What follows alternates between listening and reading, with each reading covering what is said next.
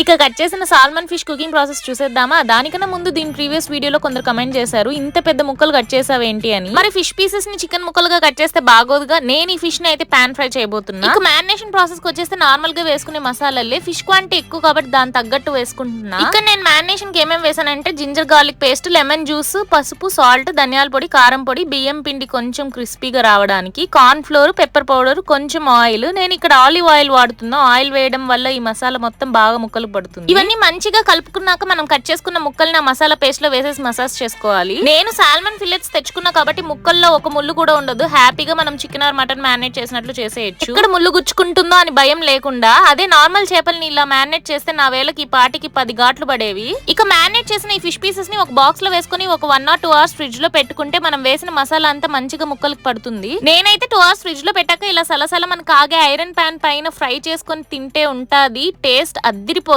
Iron pan or iron కడాయిలో ఏ food చేసినా టేస్ట్ మాత్రం నెక్స్ట్ లెవెల్. ఈ చేపలో ఒక్కటంటే ఒక ముళ్ళు కూడా లేదు కాబట్టి కళ్ళు మూసుకొని తినేయచ్చు. మీలో ఎంత మంది సాల్మన్ ఫిష్ టేస్ట్ చేశారో కమెంట్ చేసేయండి.